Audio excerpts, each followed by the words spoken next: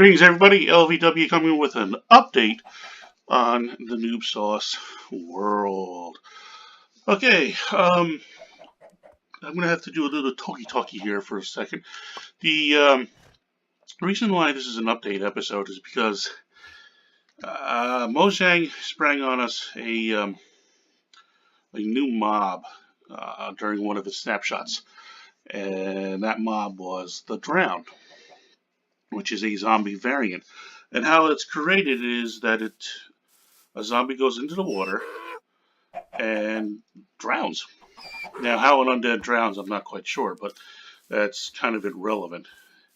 So, since the zombies no longer swim in water, this design, which will function for a skeleton spawner, will not function for the zombies.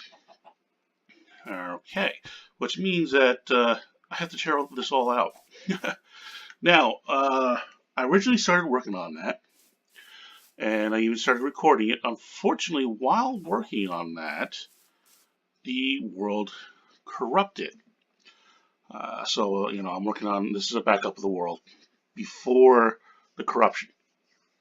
And unfortunately, I had to stop recording this series because Mojang released the Drown and then went away for a couple weeks. They had some business to take care of, and then it went to a convention, I do believe it was. And so which meant that the entity count that was causing the corruption had to wait to be fixed. This update episode, even though it's going to be part of the Grinding Zombie one, is actually being recorded after a few other episodes have already been released. Alright, and I've already started working on digging everything out and stuff like that. Let's get down below.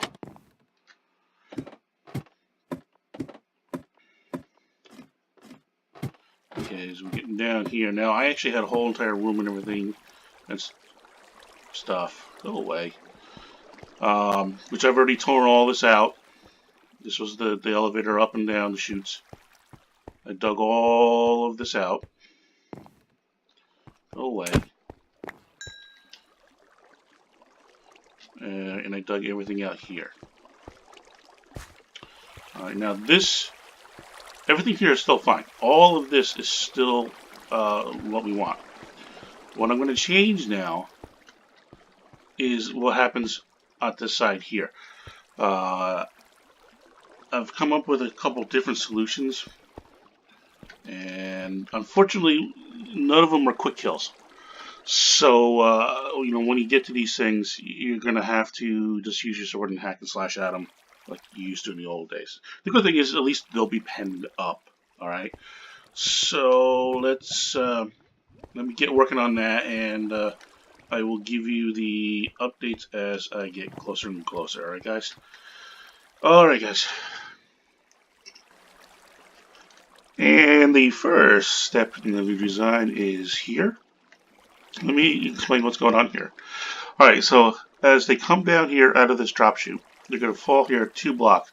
I could have actually put this one higher and just make it a 1 drop, but I didn't want to give the mobs an opportunity to kind of like jump back up in here and potentially mess up the spawner count, but they probably will once they're down in this area. I'm still taking them out of that count so that it will generate more mobs in there slightly quicker. So they come out of that chute and they drop 2 blocks here. And what happened is this will be a water source block, just right here. And I will either shut them one way or the other depending on what I want to do with them. If I drop them to one side, I will kill them as zombies myself or set up an auto kill area.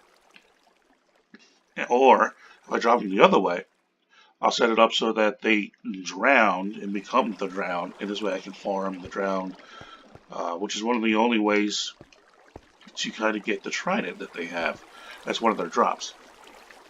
I mean, you can find it in chest stuff too, but best way right now is to farm the Drowned. Alright, so how this works is you just hit the switch, and it'll determine which way the water will push the mob, either left or right. Alright, now how this works, that's the off switch for the lever. That's the on switch, and you can tell it's on because you see a little bit of redstone particle there. Now, okay, so what I did here is behind the block that's being powered, I put a single redstone dust. I put a block next to that so that when that redstone dust is powered, it'll power this block here, which then in turn will either power or depower this redstone torch, which is on the side of it, which is activating this sticky piston.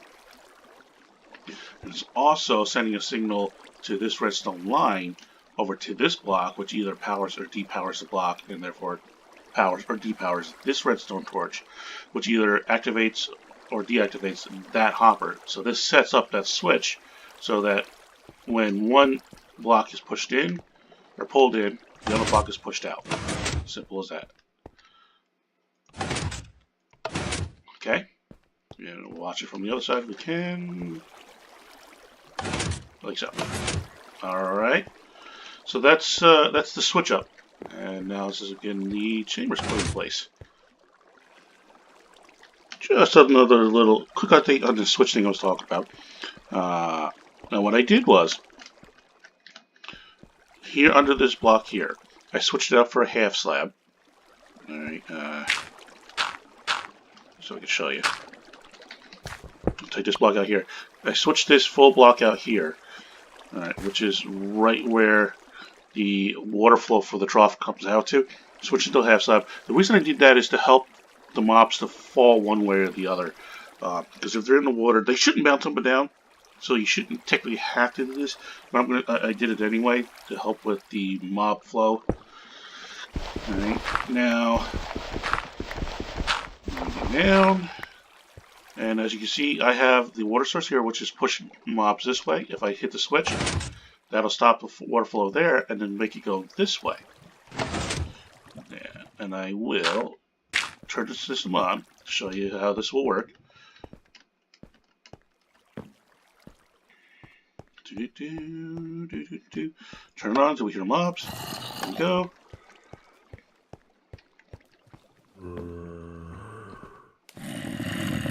You hear them splashing. So now, see, hit the water, they slowly come down. That's their. Now, there's no water source here for them, so they're not going to drown. Wow, I managed to generate 4 out of that one. That's nice. Let's kill him.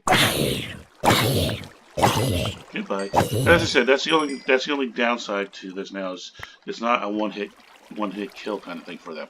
All right, so that's the switch, guys.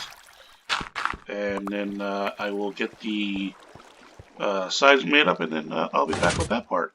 All right. And the fix is in here, guys. All right. Now, luckily enough, this still keeps us within that 16 block of that spawner just in place. I made a couple little changes here. I moved the lever down 1. So now the lever is right here between the 2 chutes. And what I did in the back here, the only thing I did differently is I put a redstone torch on the block where that lever is. So that block right there that the redstone torch is on is where the lever is attached to. So I turn the lever on. It'll switch it so that this piston is retracted. That piston is extended. And that redstone torch is out. Alright. See, everything else stays the same. Ouch. Except for falling. So that gives us our zombie chute. We turn the lever off. That gives us our drown chute. We get back over here, and hopefully I won't fall this time. And you can see it's repowered back on, and all this stuff is depowered.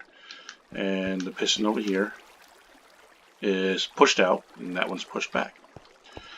I also took the on and off switch that I had up there originally and put it down over here.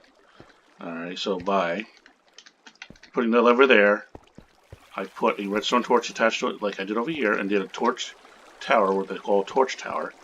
It's just a block powering and depowering a chain of Redstone torch is going all the way up.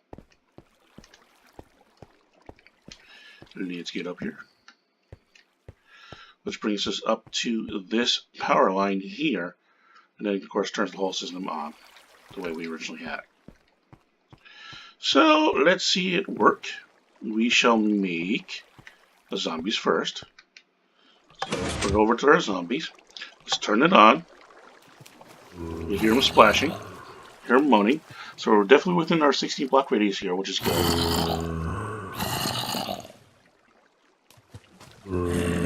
And there they are pulling. Okay, now let's switch it over to the drowned area. Sounds like I was killing one of them. Look at these guys. Okay, you get my experience.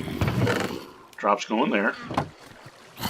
Now the only downside to this design is if a baby zombie comes in here, he won't hit the water source. As you can see here, he won't convert. Now these guys will convert. Alright, let me turn this off.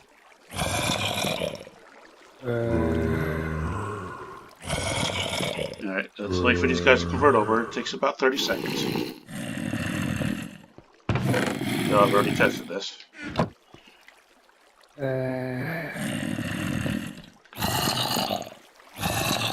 You can see him in there.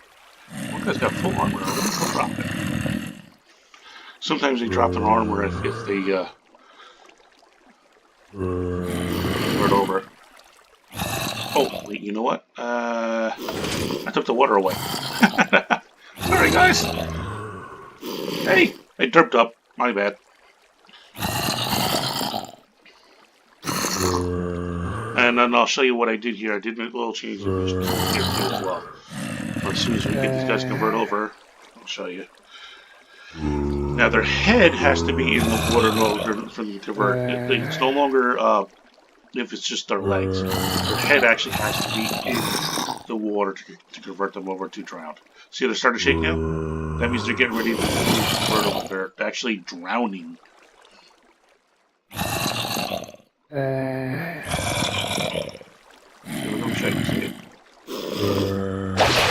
There we go.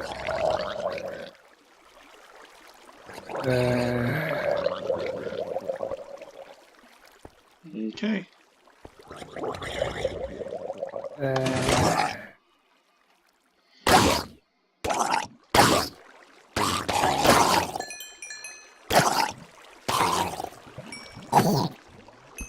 Okay.